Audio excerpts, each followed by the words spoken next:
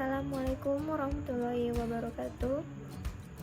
Alhamdulillah rabbil alamin, wassalatu wassalamu ala asrofil anbiya wal mursalin wa ala alihi washabihi rasulillahi jumain. Amma ba'du. Baiklah, perkenalkan, nama saya Hera Putri Andila. Saya dari kelas Ilmu Komunikasi 2O. Baiklah, saya akan menampilkan hasil presentasi saya yang berjudul Perubahan Sosial. Pengertian perubahan sosial. Perubahan sosial adalah perubahan-perubahan yang terjadi pada lembaga-lembaga kemasyarakatan di dalam suatu masyarakat yang mempengaruhi sistem sosialnya, termasuk di dalamnya nilai-nilai, sikap-sikap, dan pola-pola perilakunya di antara kelompok-kelompok dalam masyarakat. Dan juga terdapat pengertian dari Kingsley David. Perubahan sosial adalah sebagai berikut. Perubahan sosial sebagai perubahan-perubahan yang terjadi pada struktur dan fungsi masyarakat. Dari pengertian di atas terpapar, perubahan sosial itu yang berubah-ubah adalah pada struktur dan sistem sosialnya. Teori-teori perubahan sosial. 1. Teori evolution teori.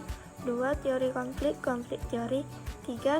Teori fungsionalis teori. 4. Teori skillical teori. 1. Teori evolusi atau evolution teori.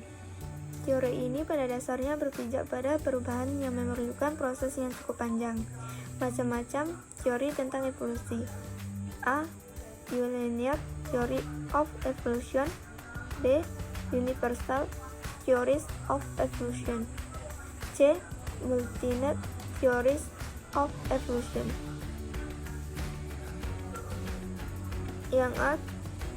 Unilateral theory of evolution. Teori ini mendapat bahwa manusia, masyarakat, termasuk kebudayaan yang mengalami perkembangan sesuai tahap-tahapan tertentu dari bentuk sederhana ke bentuk yang kompleks dan akhirnya sempurna.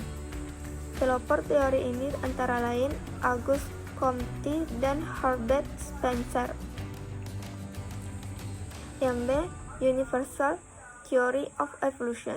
Teori ini menyatakan bahwa perubahan masyarakat tidak perlu melalui tahap-tahap tertentu yang tetap. Kebudayaan manusia telah mengikuti suatu garis evolusi tertentu. Menurut Herbert Spencer, prinsip teori ini adalah bahwa masyarakat merupakan hasil perkembangan dari kelompok homogen menjadi kelompok heterogen. Yang C. Multi-net theories of evolution. Teori ini lebih menekankan pada penelitian terhadap tahapan perkembangan tertentu dan evolusi masyarakat. Misalnya mengadakan penelitian tentang perubahan sistem mata pencarian dari sistem berburu ke sistem pertanian menetap dengan menggunakan pemupukan dan pengairan. 2. Teori konflik atau konflik teori. Teori ini memiliki prinsip bahwa konflik sosial dan perubahan sosial selalu melekat pada struktur masyarakat. Teori ini menilai bahwa sesuatu yang konstan atau tetap adalah konflik sosial, bukan perubahan sosial. Pandangan teori konflik ini lebih menitik beratkan pada hal-hal berikut. A. Setiap masyarakat terus-menerus berubah. B. Setiap komponen masyarakat biasanya menunjang perubahan masyarakat.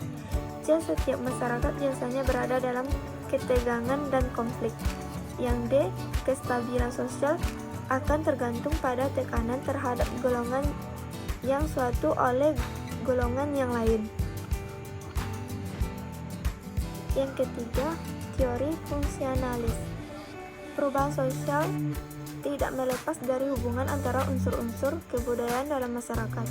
Apabila perubahan itu ternyata bermanfaat, maka perubahan itu bersifat fungsional dan akhirnya diterima oleh masyarakat. Tetapi apabila terbukti disfungsional atau tidak bermanfaat, perubahan akan ditolak.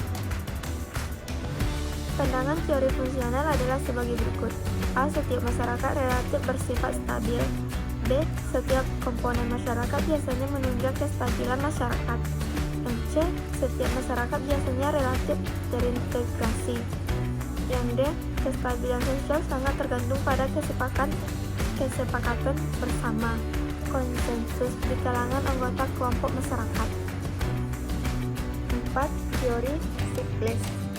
Menurut teori ini, kebangkitan dan kemunduran suatu kebudayaan atau kehidupan sosial merupakan hal yang wajar yang tidak dapat dihindari.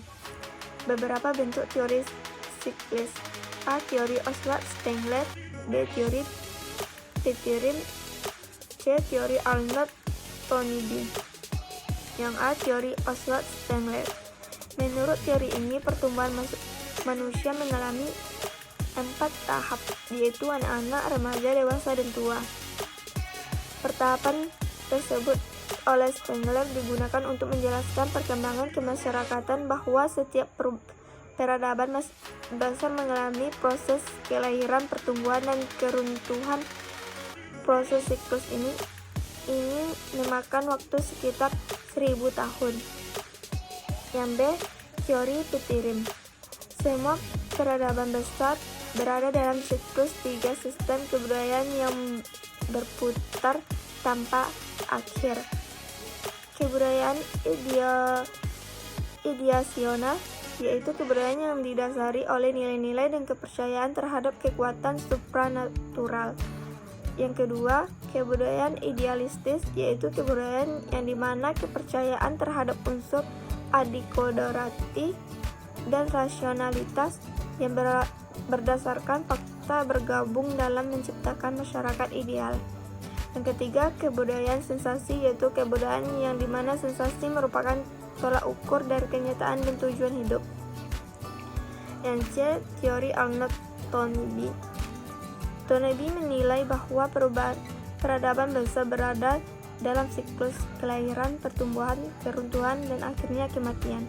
Beberapa peradaban besar menurut Toynbee telah mengalami kepunahan, kecuali peradaban barat yang dewasa ini beralih menuju ke tahap kepunahannya. Baiklah, itulah hasil presentasi dari saya. Lebih dan kurang saya minta maaf. Wassalamualaikum warahmatullahi wabarakatuh.